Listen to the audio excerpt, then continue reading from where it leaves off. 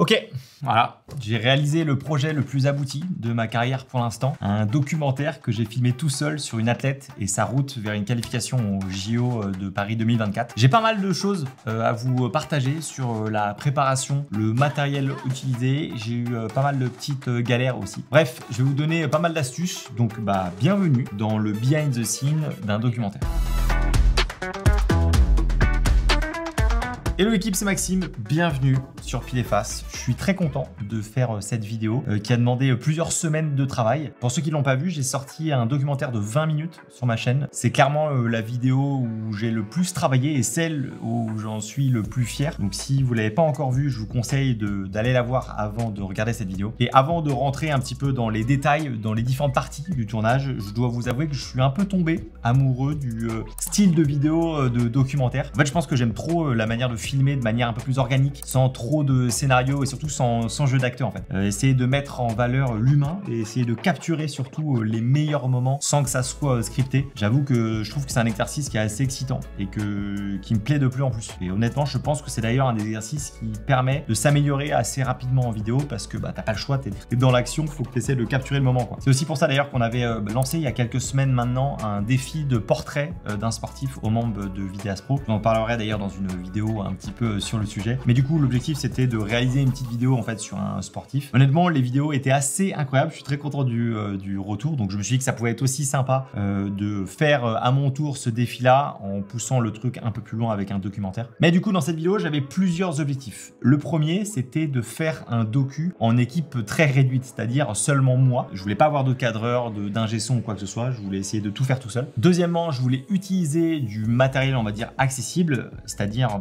pas plusieurs caméras à je sais pas combien de milliers d'euros, mais essayer d'avoir, on va dire, des accessoires assez simples et une caméra plutôt milieu de gamme. On verrait sur la partie matérielle, on en parlera un peu tout à l'heure. Et troisième objectif, c'était d'utiliser cette vidéo réalisée pour notamment faire plusieurs behind the scenes de plusieurs heures d'ailleurs, que ça soit sur le tournage ou sur le montage pour les membres de Vidéas Pro, où justement je vais un peu détailler tous les plans, comment j'ai filmé, pourquoi, comment j'ai pu essayer de raconter une histoire dans le montage. Donc pour ceux que ça intéresse, tout sera disponible pour les membres de Vidéas Pro et la partie montage pour ceux qui ont pris ma formation de montage sur DaVinci. Ok, donc pour donner un petit peu de contexte sur cette vidéo là, alors il faut savoir qu'il y a à peu près 2-3 jours de préparation pour faire du coup ce documentaire là. On est à peu près à 4 jours de tournage et un peu plus de 6 jours de montage. Donc globalement, on est à peu près à 2 semaines en tout de travail cumulé. Et donc maintenant, on va voir un petit peu étape par étape comment ça s'est passé sur la pré-production, le tournage et aussi le montage. Donc si jamais vous avez des questions, n'hésitez surtout pas à les poser en commentaire, je m'en ferai une joie d'y répondre. Ok, alors première chose, parlons de mon sujet qui est le plus important, c'est l'athlète. Donc là, moi, j'ai mis en lumière Rugi So, qui est une athlète de saut en longueur. C'est une femme à la fois hyper souriante et très pétillante, mais aussi extrêmement déterminée et compétitrice. Pour le coup, elle m'a ouvert les portes de son quotidien et je lui en remercie. J'ai pu suivre ce que c'est la vie simplement d'un athlète de haut niveau et honnêtement, quel plaisir de capturer ça. Bref, j'ai choisi Rugi en particulier parce que j'ai écouté un podcast où elle était interviewée. Je trouvais que son histoire était hyper intéressante. Déjà parce que c'est la championne de France de sa discipline, qu'elle était en phase de se qualifier pour les JO en France, qu'elle habitait à Nantes aussi, moi qui habite dans le coin, niveau tournage ça aide un peu, et c'est surtout au vu de ce que j'avais pu voir sur elle, je me disais qu'il y avait vraiment quelque chose de bien à faire. Donc premièrement, je l'ai contactée pour lui proposer un docu / portrait sur elle. On a eu plusieurs appels en fait pour voir si on était sur la même longueur d'onde, et une fois que tout était ok, on est passé à la pré-prod. Alors la pré-prod, c'est toute la partie, on va dire, préparation avant le tournage, pour pas arriver le jour du tournage en mode ok, qu'est-ce qu'on filme. Donc déjà avant chaque tournage un peu de ce type, je vais aller m'inspirer d'autres vidéastes qui ont fait à peu près le même type de vidéos sur des sujets similaires. Alors il y en a énormément de vidéastes qui sont excellents sur le sujet. Pour moi, il y a un GOAT, c'est Danny Gewirtz. Je sais pas si j'écorce son prénom.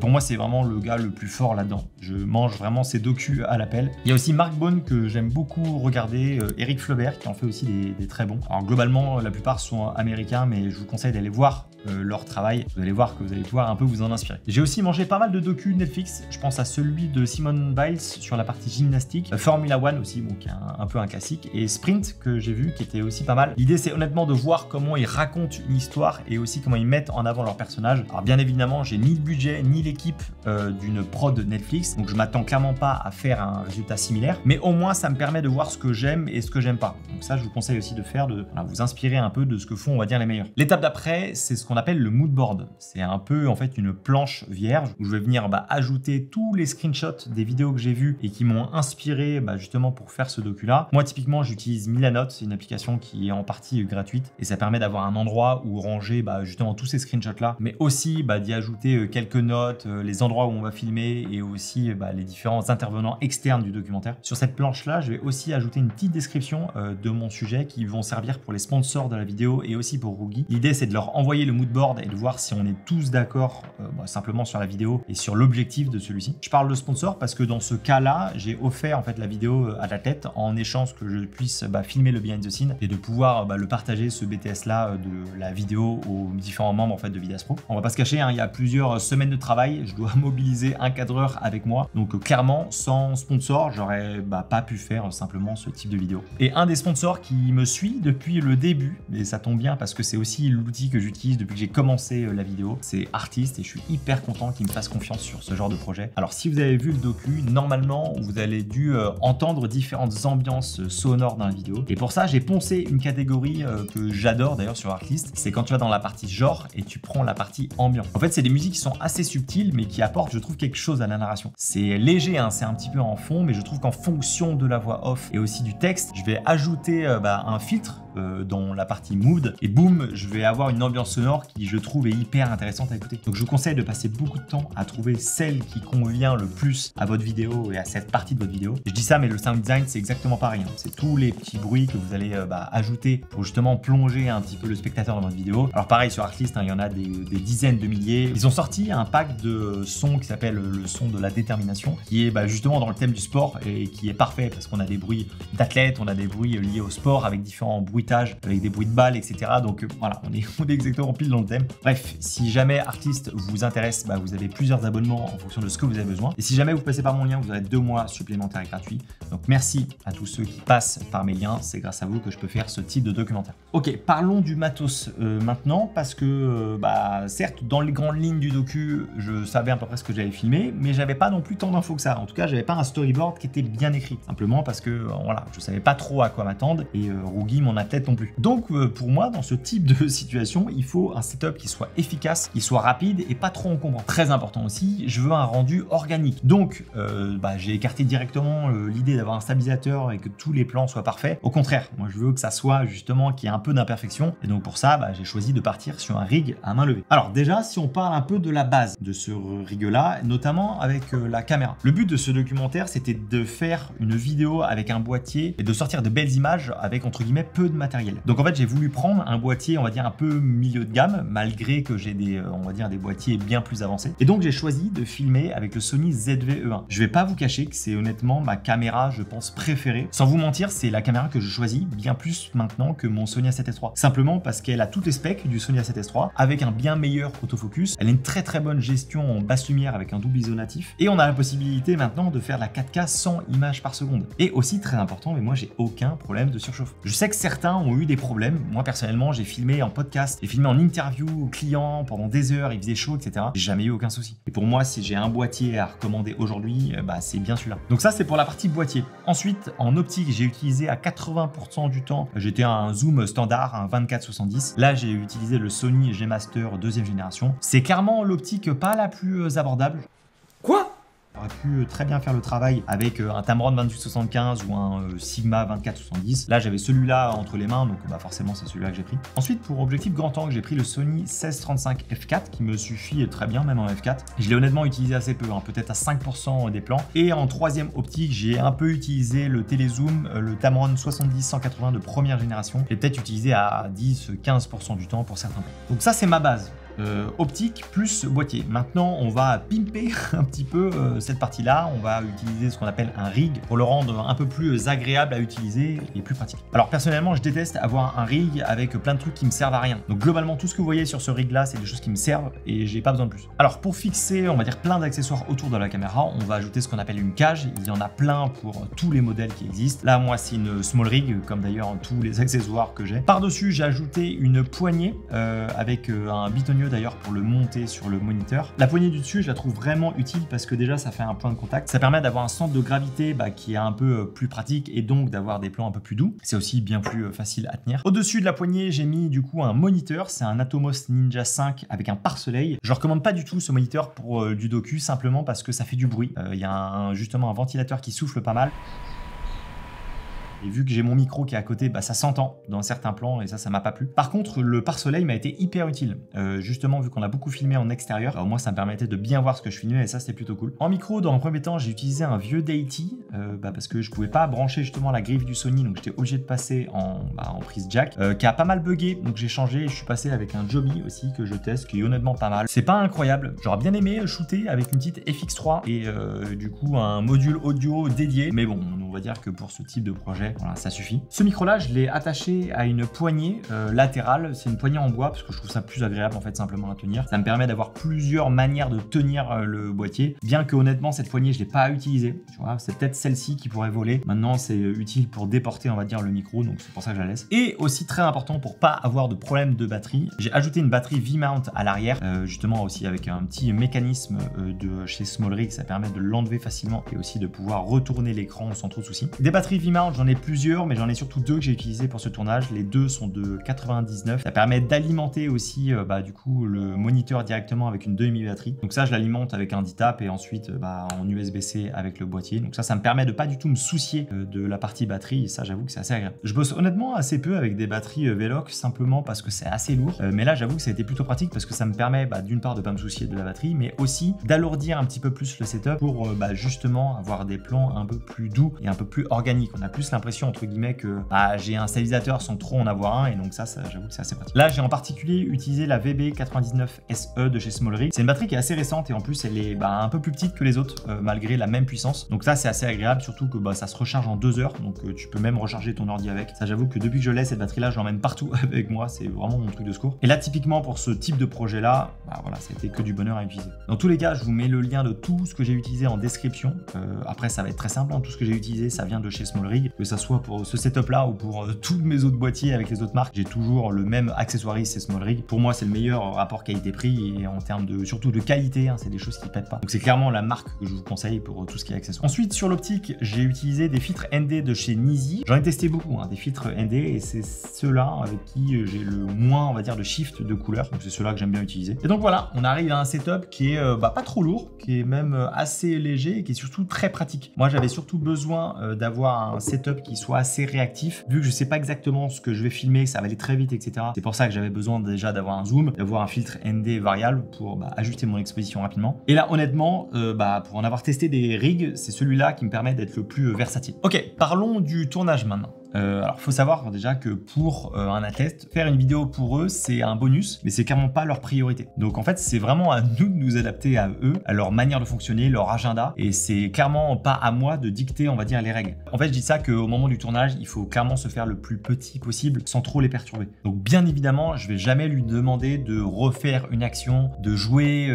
quoi que ce soit, ou justement avoir un espèce de jeu de rôle. C'est le principe du docu pour moi, c'est que ça soit le plus organique et le plus naturel possible. Donc si tu as le bon moment et que tu es en train de filmer, trop bien. Et si tu l'as pas, tant pis. Et justement, tu as plein de moments où tu filmes pas et tu te dis putain, celle-ci, j'aurais bien aimé la voir, mais tu l'as pas eu. Comme ça, c'est le jeu. Avant d'entrer dans les détails, on a à peu près étalé le tournage sur 3-4 jours, à raison de 2-3 jours, on va dire, par-ci par-là. Il fallait être assez réactif parce que l'emploi du temps de Rogi bouge assez vite, surtout qu'on était en période de blessure. Donc bon, voilà, fallait être plutôt réactif. Et notre dernier jour de tournage, c'était justement les championnats de France de Rogi. C'est un peu le climax de ma vidéo. C'est là justement où tout se joue pour elle, notamment sa qualification ou non aux Jeux Olympiques de Paris. Donc dans notre organisation, j'ai fait exprès de tout filmer avant cette dernière journée parce que je me disais que si jamais elle se qualifiait pas pour les JO, elle avait de grandes chances de pas avoir envie de continuer à filmer en phase des vidéos, et ce que je peux comprendre. Donc on a fait en sorte de tout filmer avant, même d'ailleurs l'interview. On en reparlera un peu après, mais voilà. J'en parle beaucoup dans Vidas Pro, mais l'idée de l'interview, c'est de retracer un peu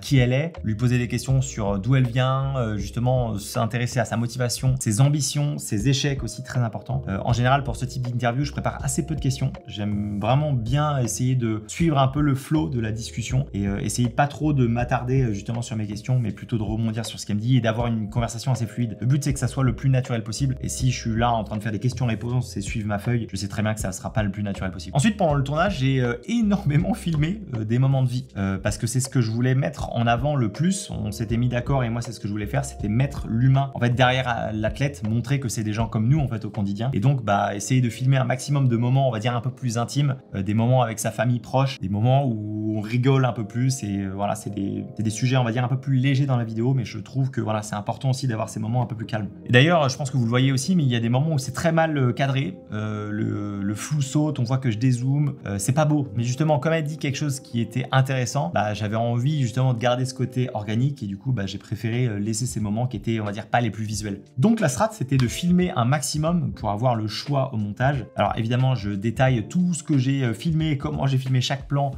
pourquoi j'ai fait tel ou tel cadrage dans ma formation Vidyas Pro. Ça serait bien trop long de le faire ici, donc pour ceux que ça intéresse, c'est aussi en lien en description. Mais une fois le tournage terminé, place au montage. Alors pour cette vidéo, j'ai choisi de monter sur DaVinci. Moi qui utilise autant Premiere que DaVinci, là clairement pour la colo, il n'y a pas photo. C'est quand même un logiciel qui est pour moi un peu plus complet, en tout cas à ce jour. Et donc que ça soit sur DaVinci, sur Final Cut, Premiere, tout ce que tu veux, si jamais t'es mal organisé sur ce type de vidéo, t'es mort. Il y a énormément d'heures de rush, donc clairement la première étape c'est de trier les rushs en fonction de plusieurs catégories, que ça soit l'endroit où l'action se place, que ça soit la journée, que ça soit qu'est-ce qui se passe entre guillemets. Et ensuite petit à petit j'ai commencé à faire ce qu'on appelle un ours entre guillemets avec les différents passages de l'interview, les différents aussi passages un petit peu en voix off ou en face cam quand soit elle parle à son kiné, soit elle parle à sa maman ou elle parle à moi on va dire directement. L'idée c'est de dégrossir la partie peut-être plus voix off et la partie face cam pour essayer d'avoir une histoire petit à petit. Du coup si on parle de chiffres, sur la partie montage j'ai eu une journée quand même de dérush à trier tous les rushs. J'ai eu